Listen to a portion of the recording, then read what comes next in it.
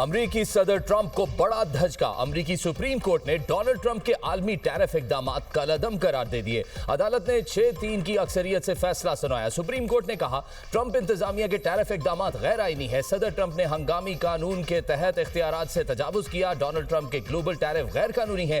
कांग्रेस ने टैरिफ लगाने की वाज़ेह इजाजत नहीं दी। International emergency economic powers act में गैर मुल्की मसनूआत पर टैरिफ की इजाजत नहीं। अमरीकी मीडिया का कहना है सदर को वसीतर टैरिफ आयद करने का इख्तियार नहीं। ट्रंप दूसरे कवानीन के इस्तेमाल से टैरिफ दोबारा नाफिज करने की कोशिश कर सकते हैं।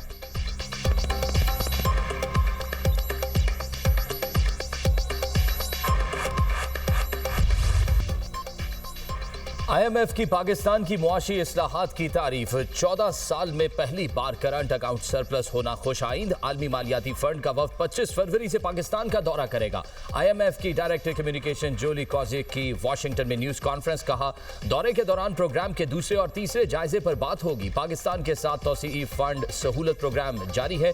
प्रोग्राम के तहत पाकिस्तान की मुआशी सूरत हाल में इस्तेहकाम आया। माली कारकर्दगी अहदाफ के मुताबिक और महंगाई की शरह काबू में रही। IMF ने टैक्स निजाम में सादगी और शफाफियत बढ़ाने की सिफारिशात की हैं। सरकारी खरीदारी के निजाम में शफाफियत पर जोर दिया गया। इस्लाहात से मुआशी एतमाद में इजाफा हुआ।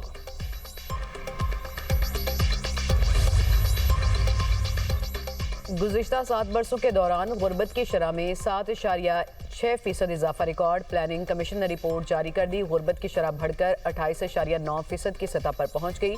2019 के दौरान गुर्बत की शरह 21.3% की सतह पर रिकॉर्ड हुई। पाकिस्तान में मुआशी अदम मसावात तारीख की बुलंद तरीन सतह पर पहुंच गई।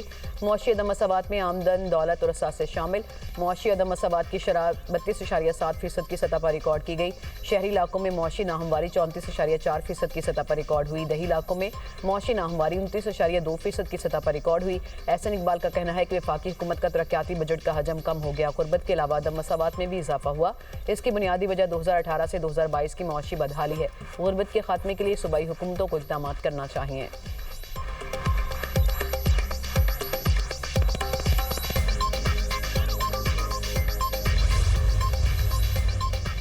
महंगाई मजीद बढ़ गई। शरह में 1.16% इजाफा। सालाना बुनियादों पर महंगाई बढ़ने की मजमूई शरह 5.19% रिकॉर्ड। इदारा शुमारियात के हफ्तावार बुनियादों पर महंगाई के एदाद शुमार जारी। 17 अशिया महंगी, 12 सस्ती, 22 की कीमतों में इस्तेहकाम।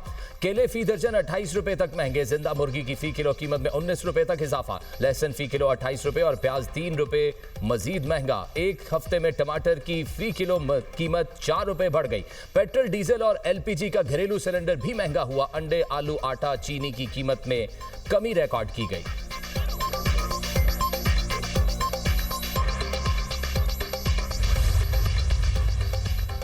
रमजान अल मुबारक के आगाज पर ही महंगाई ने रफ्तार पकड़ ली। अशिया ज़रूरिया के नर्ख आसमान को छूने लगे। शहरी महंगाई की तेज चाल से बेहाल। लाहौर, कराची, फैसलाबाद, पेशावर में अशिया ज़रूरिया आम आदमी की पहुंच से बाहर। मार्केट्स में मनमानी कीमतों की वसूली। लाहौर में कीनू 440 रुपये दर्जन, कंधारी अनार 850 रुपये फ़ी किलो में फ़रोख्त। लाहौर में बेसन का सरकारी रेट 250 रुपये, मार्केट में 350 रुपये फ़ी किलो मिलने लगा। कराची में बकरे का गोश्त 2700 रुपये, गाय का गोश्त 1300 रुपये फ़ी किलो होगा। पेशावर में 60 रुपये में मिलने वाला प्याज 80 रुपये किलो में फ़रोख्त। 60 रुपये में मिलने वाला खीरा 80 रुपये का हो गया। इंतजामिया नाजायज़ मुनाफाखोरों को लगाम डालने में नाकाम। शहरियों का हुकूमत से सरकारी रेट पर अमल दरामद कराने का मुतालिबा।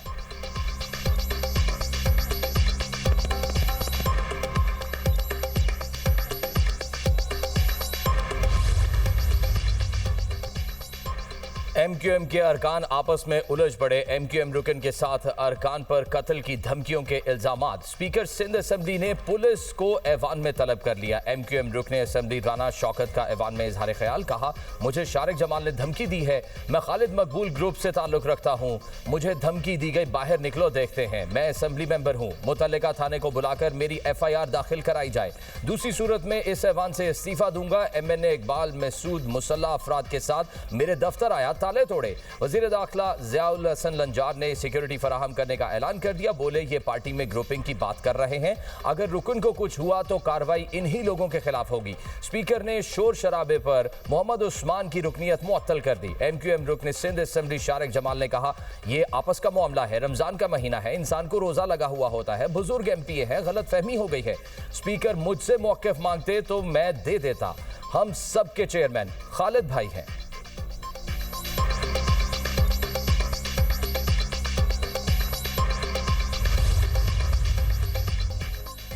पीटीआई खैबर पख्तूनख्वा में शदीद इख्तलाफात, मुख्तलिफ धड़े बन गए। हालिया एहतजाज के दौरान अली अमीन ग्रुप ने खुलकर सुहेल आफरीदी की मुखालफत कर दी। अली अमीन ग्रुप ने कहा, वजीर आला सुहेल आफरीदी का हनीमून पीरियड गुजर चुका, हकायक सामने लाएंगे। वजीर आला केपी को गुज़िश्ता 5 माह की कारकर्दगी का हिसाब देना होगा। पार्टी के अंदरूनी इजलासों के बाद सोशल मीडिया पर भी सुहेल आफरीदी की मुखालफत करेंगे। इख्तलाफात के खात्मे के लिए पार्टी के कई अहम मरकजी रहनुमाओं की गंडापुर से मुलाकात। अली अमीन ग्रुप ने कहा, साजिशें करके अलीमा खान के जरिए अली अमीन को हटाया गया। साजिश करने वालों में वजीर आला का करीबी हल्का सलमान अकरम राजा और कई दीगर लोग शामिल थे।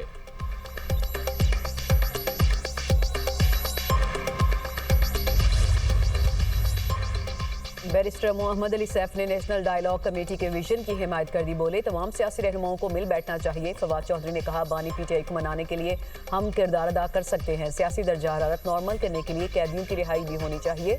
हुकूमत बानी पीटीआई की सियासी हैसियत कम नहीं कर सकी। बानी पीटीआई और पार्टी ने भी पूरी कोशिश की, लेकिन इनकलाब नहीं आ सका। 3 साल के लिए कौमी हुकूमत तश्कील दी जाए।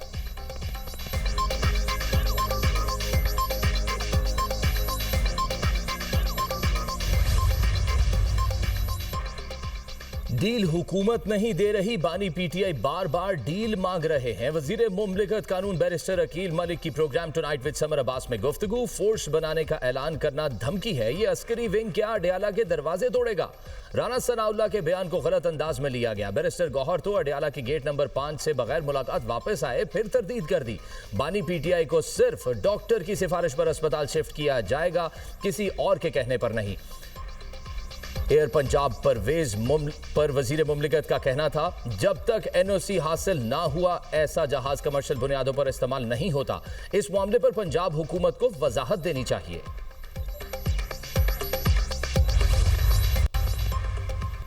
रमजान में हर किस्म की एहतजाजी तहरीक मुअख्खर की जाए। कोट लखपत जेल में कैद पीटीआई रहनुमाओं की तजवीज़ मुश्तरका खत में शाह महमूद कुरैशी, डॉक्टर यास्मीन राशिद, एजाज चौधरी, उमर सरफराज चीमा और मियां महमूद रशीद ने लिखा। खत में कहा गया, हुकूमत बानी पीटीआई की सेहत पर सियासत बंद करे। बहनों और साथी डॉक्टर्स को एतमाद में लेकर बानी पीटीआई का इलाज कराया जाए। तहरीक तहफ़्फ़ुज़ आईनी पाकिस्तान पार्लियामान में भरपूर सियासत करे। तहरीक इंसाफ के अहदेदार नए सिरे से तंजीम मुनज़्ज़म करें।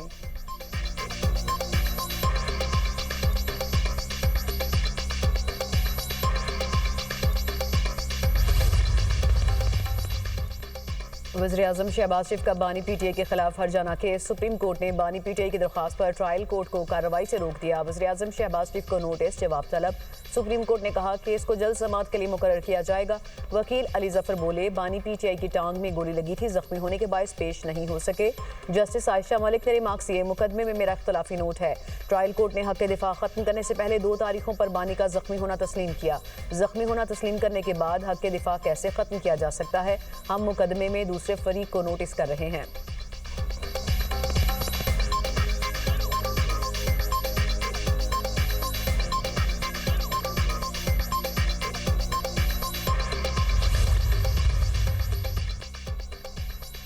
पाकिस्तान में दहशतगर्दी में अफगान सरजमीन का इस्तेमाल, नाकाबिले तरदीद शवाहिद मंजर आम पर। 16 फरवरी 2026 को बाजोड़ में मलंगी पोस्ट पर खुदकुश हमला करने वाला खारजी दहशतगर्द भी अफगान शहरी निकला।